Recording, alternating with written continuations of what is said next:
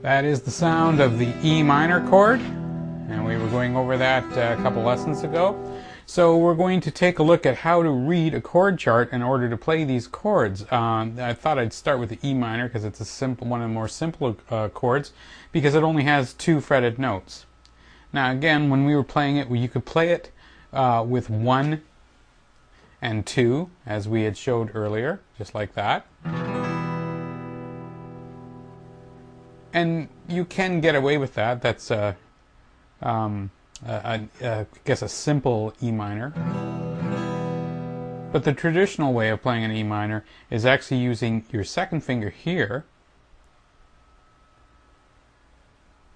on the 5th string and your third finger again on the 2nd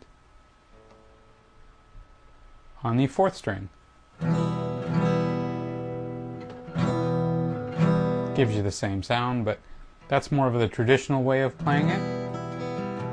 And so when you take a look at chord charts, that's generally how you're going to be shown on a chord chart. Now I've got a chord chart here. I'm just going to display this so you can get a good look at that. And as you can see, up here we have the nut, and then we have the frets going down this way, and the strings are the 6 lines going up and down this way. And here's your frets 1, 2, and 3. So obviously on the 2nd fret we've got the 5th string and the 4th string. And if you look closely, you'll actually see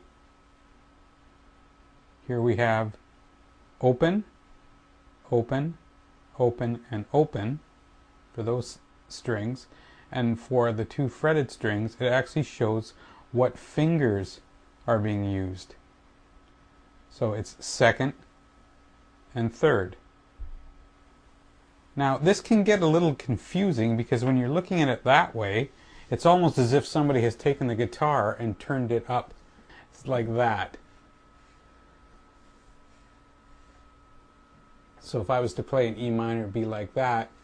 That would be more along the lines of what you're looking at there. So if we turn it and do it this way, you'll see that that's what we've got now. So I don't want to be too confusing on this, but basically that is the equivalent of that. Open, 2 and 2, and then these 3 are open. We have open, 2 and 2, and these 3 are open. Generally going to see a chord frame or a chord chart look like that. Another way I've seen chord charts drawn is like this. And I find this one interesting because if you take a look at the chord chart itself, I'll get that in the frame for you. If you get that in the frame itself, you'll see that over here we've got the nut, and then these are all open strings. So open, open, open, and open, and then over here it's basically 2 and 3 is what you're looking at for as far as the fingers go. So that is a different way of looking at a chord.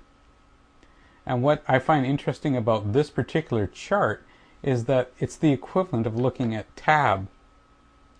So if you were looking at tab, you would have the 6th string here, which is your lowest string, and you would have the 1st string up here, which is your highest string.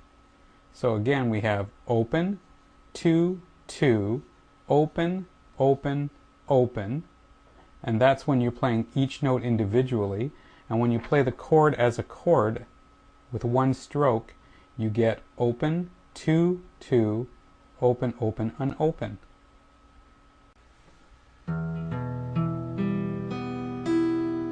And then that last note will be all together. Now we've looked at what an E minor is, And again, these chords that you're going to be seeing here on the open chords are all going to be in the chord library. So if you go visit that, you can take a look at all these chords. And I'll explain how they work together. So if you take that simple E minor that we talked about, which is just your first and second fingers on the second fret there, and you're going to start on the 6th and go all the way to the 1st. That becomes E minor. Now, the reason we finger it this way for a simple, what we call a simple E minor, is that there is a change that you can make which will begin the building of a G chord. And what we're going to do is we're going to take this finger here and we're going to pivot. We're using this one as a common finger. So it's common to both these chords. We're going to go to a G. So in E minor, this note here is common to both. So using that common finger, we leave it there. We don't move it. And we pivot the one that changes up. So this one is going to go from 2nd fret on the D string to 3rd fret on the low E string. And you get this. That movement. Let me get right up close so you can see that. So again, we were there. And what you do is you move that to there. And you drop this finger all the way down to 3rd on the E string, on the high E. Now this chord here is going to be a little bit tough to do, but stick with it. And then eventually what we'll do is we'll move this finger, this finger here, we'll move it so that it will actually cover both. So you'll end up getting this note here on the B string on 3rd fret, and the 3rd fret of the E string as well will be covered by one finger. So you get this. So again, here's our E minor.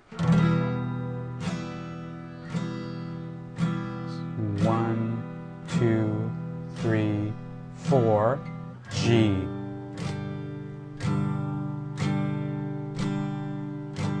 Back to E minor, pivot.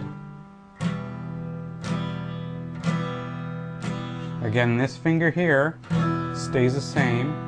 Pivot.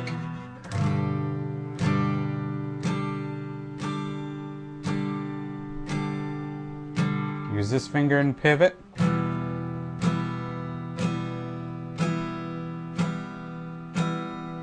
Use this finger and pivot.